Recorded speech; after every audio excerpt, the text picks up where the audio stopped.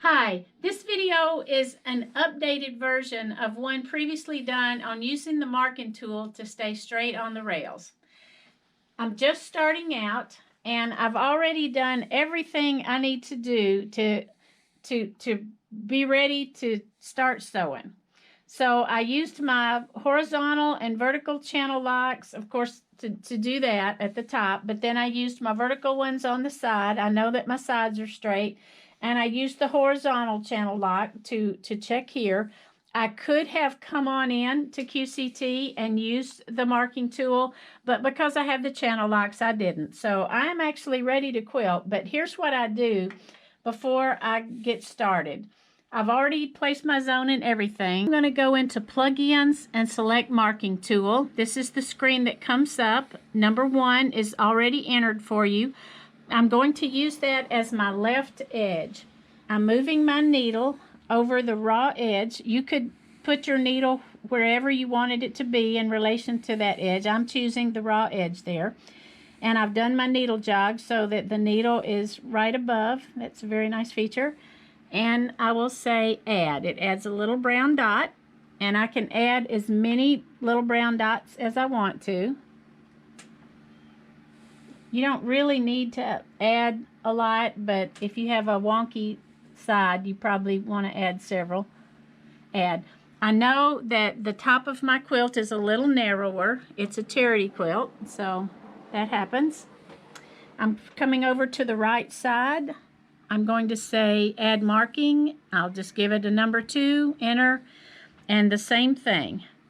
I'm going to have my needle right above the raw edge and say add. I get a little brown dot on the screen, push it up, add, add, and add. I could be moving the machine toward me. I just think it's easier to move the machine away. One other marking I definitely want to do is a center marking. So I'm going to tap on add marking and CTR. We'll call it center. I'm going to move my needle right above where I know the center is, right there. I already have it marked, and say add. And now I'm going to lightly pull the machine toward me. So I'm trying to keep it really straight. And say add again, because I want a super straight line there. And you can see that yellow dot. I had already placed my zone, so I want that yellow dot and this line to be intersecting each other, so to speak. The other line that I'm going to do is I want to check one of my horizontal seams. So I'm going to say add marking again, and we'll call it seam, okay, and say enter. And I have the edge of my foot at that seam line. I will say add, go across, add, because if this is really wonky, I would want to make some adjustments. And so that's pretty close. I'm looking at these two designs, so I think that's good. And as I advance my quilt, this will be a line that I will want to change.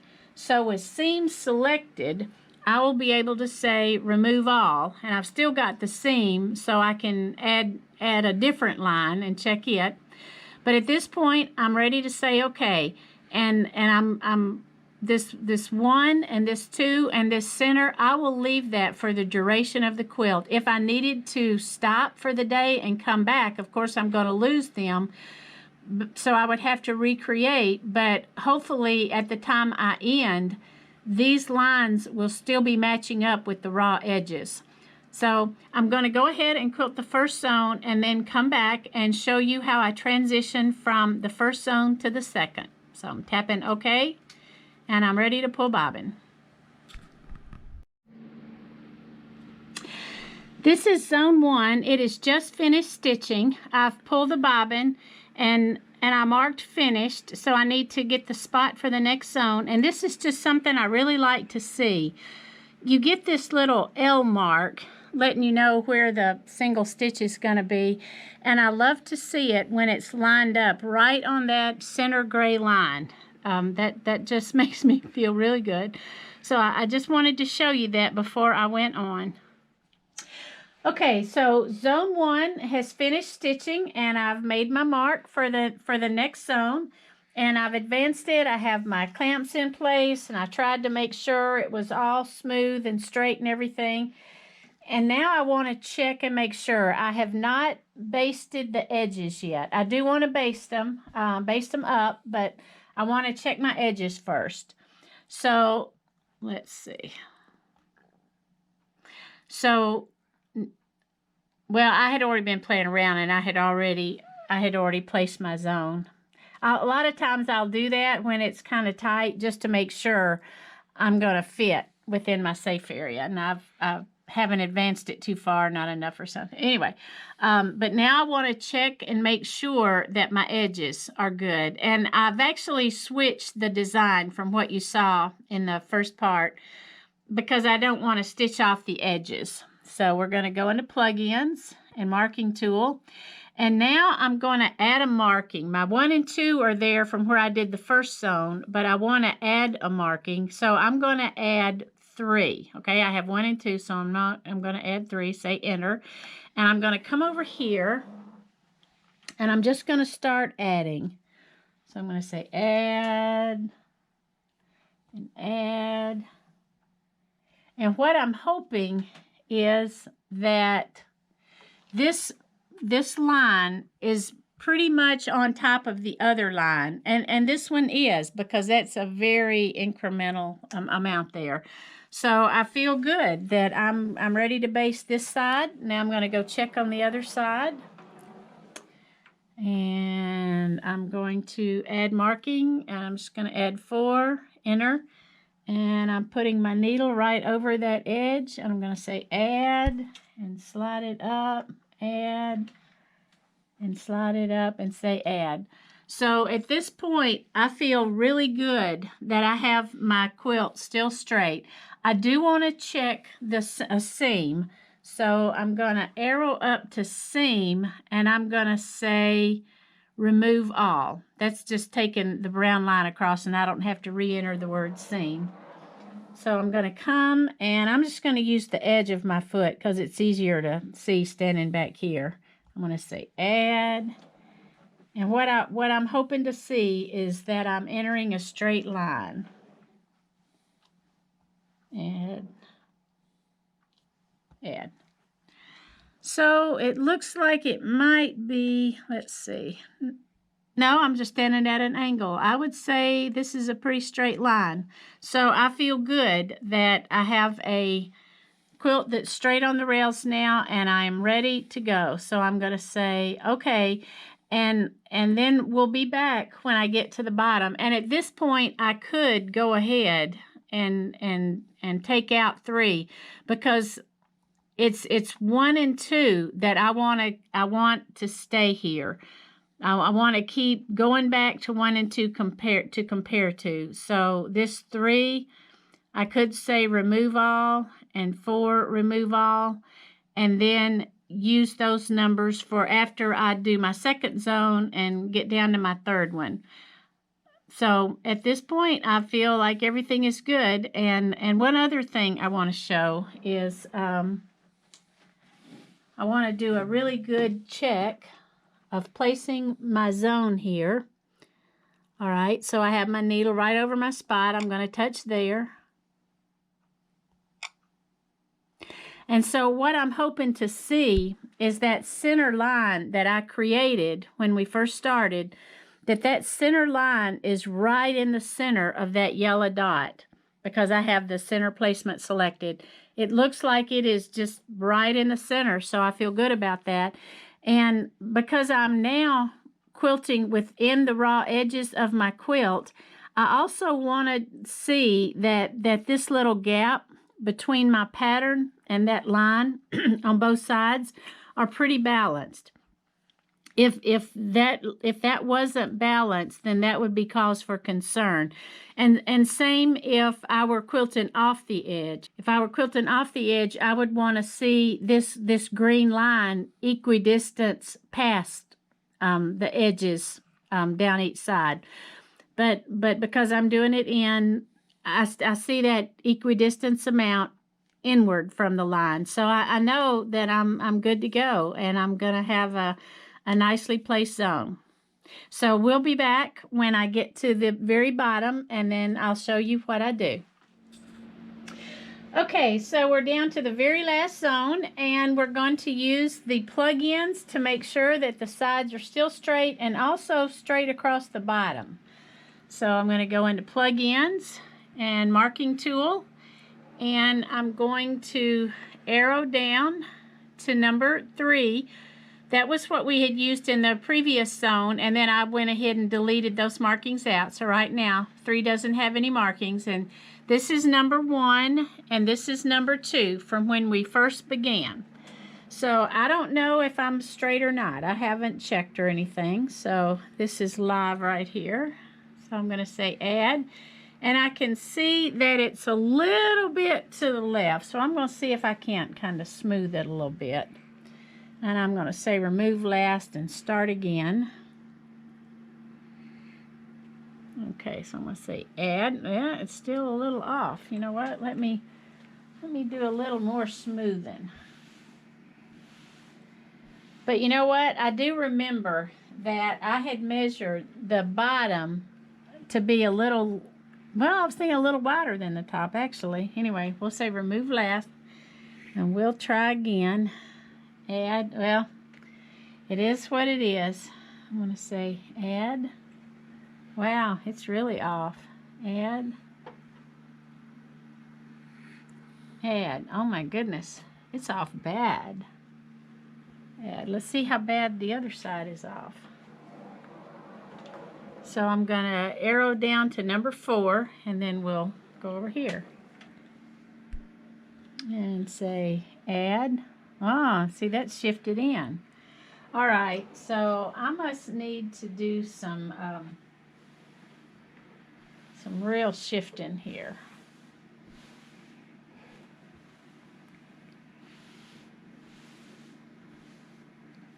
Okay, you know what? I'm going to arrow back up to number 3, and I'm going to say remove all there. And we'll try this again and say, that looks much better. Add, add, add, add. So I'm happy with that. And now I'm going to come over here, and we are going to arrow down to number 4 and say add. It's a little off. Add. Ooh. Add. Add. Add. That's curious. So because I know that the left side is where it needs to be, I'm going to go ahead and just add a few pins in.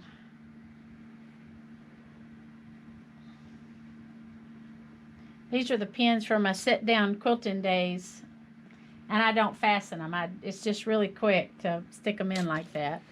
So what I'm going to do now is do some more spreading. See if I can't get a little more square over here. And we're on number 4. I'm going to say remove all for number 4, and we're going to see if it's any better. Add. Yeah, that's better. Add. Add. Add. So that's good enough, in my opinion. So I'm gonna be happy with that. So now I need to do this bottom, and you know what? I'm gonna go ahead and put a few pins to hold this. I may end up having to do some shifting, and I already see some little bubbling up, shall we say.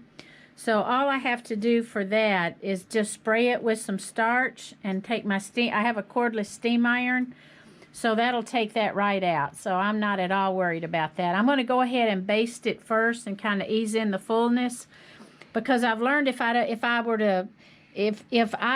spray it with starch and then steam it, it actually kind of pulls it in some, and I don't want it to do that. So I'll baste it and work in the fullness with my fingers, and then I'll starch it and steam it, But now I want to check across the bottom.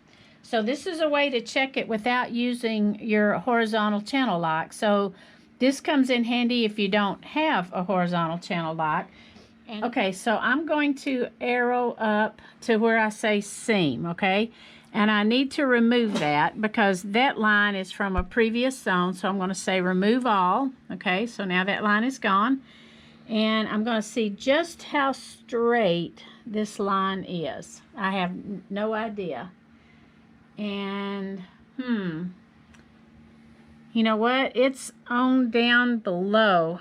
I may be a little bit short. Let's see. Let me go ahead and place this zone.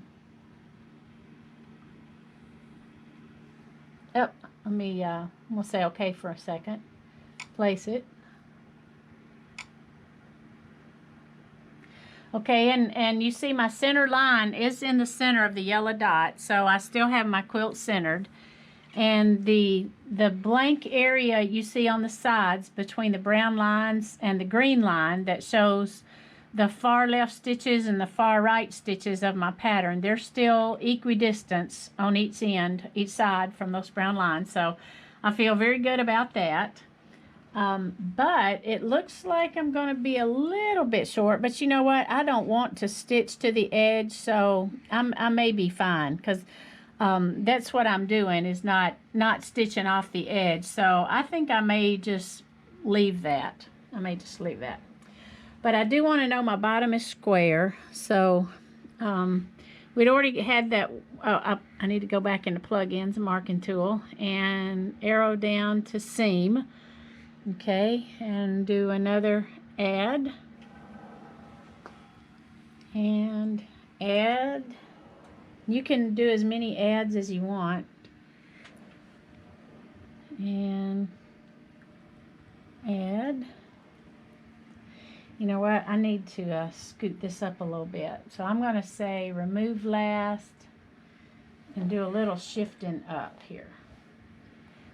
This looks straight, so I'm going to go ahead and add a few pins there. Because once I get this bottom totally straight, I'm going to baste it. So I'm going to put pins where I know I have it straight. And so I'm causing a little bit of ripple there, but when I starch and steam that, that'll take all that out. Let's see, add. Oh, I'm already past that. So add. Now it's looking straight, so I'm happy about that. I think I probably need to shift this up a little bit. I'm going to put a pin in there. But this is actually a great way to ensure that that your bottom edge is straight, and by working it with your pins as you get it straight. It's pretty close. Now it goes up. So I'm going to say remove last. Kind of shift it down a little bit. Add. Up.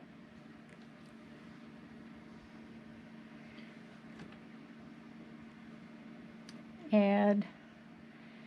Shifted a little bit, but you know what? I'm not going to worry too much about it. Let's see. Let's see how this is. Add. I'm going to say remove last, remove last. See if I can do a better job getting it straight here. Let's say add here. Okay, so I'm going to be happy that that's as straight as I need to keep working with. It's like I said, it's a charity quilt, so I already know it's not super straight, but good enough.